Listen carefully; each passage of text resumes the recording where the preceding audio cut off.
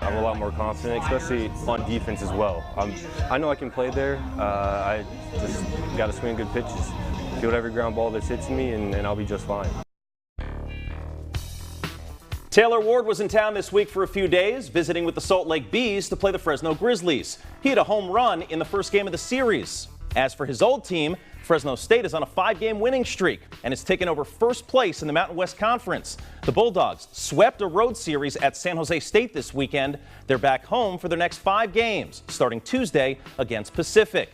And we know someone in the South Valley who's paying a lot of attention to everything that happens with the Bulldogs. Julia Lopez joins us now with his story. Yeah, that's right, Andrew. So the Fresno State baseball team is filled with California talent. 34 guys have California ties coming from all over the state. And when you look at this year's starting 9, 4 of them are homegrown right here in the Central Valley. You've got JT Arruda, McCarthy Tatum, Zach Presno, Zach Ashford. They all come from perennial high school programs like Buchanan and Clovis. But those aren't the only local schools producing D1 athletes. Here's this week's Open Mic.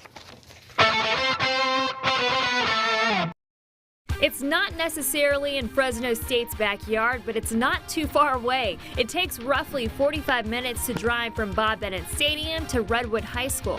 It's different down here in Visalia than it is up there in Clovis and Fresno. Let's go! That's what I'm talking about! They have a lot of guys, and here, you know, we have the same level of talent, but people just don't see it as often. It's hard not to notice Hunter Bryan's talent. He's a middle infielder who can also pitch. He was named West Yosemite League Player of the Year in 2017 and 2018. As a junior, he hit .486 and had an ERA of 1.11 on the mound. This is my 20th year in high school as a coach, and you get special players through your program, and most of the time you kind of see them right away, and he was one of those guys that he's just very talented. He'll be usually the last guy, you know, hitting at the end of the day, getting extra work in, and he eats and just, you know, sleeps baseball. Hard work pays off. In November, Bryan signed his letter of intent to play at Fresno State next year.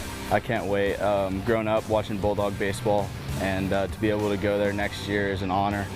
Just super excited to step on that field. And according to Redwood's administration, Bryan is making program history. He'll become the first to play on a baseball scholarship at Fresno State directly from Redwood High School. They've had a couple guys who transferred to Fresno State, but never who went straight there. Look at the rosters, a lot of Clovis guys. So to have a Visalia guy up there and Redwood guy, we take a lot of pride when we look through college rosters and it says Redwood High School, and because that's what our main job of ours is to get these guys ready for the next level. So what will the Bulldogs be getting next year? They're getting a player.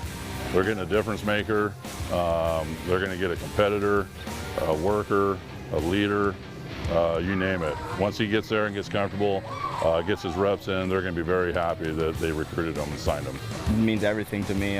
When I was 8 years old, going to Fresno State games, seeing what they were like and the atmosphere there, and now being able to go in next year and have the opportunity to be in that atmosphere as a player, it just means everything.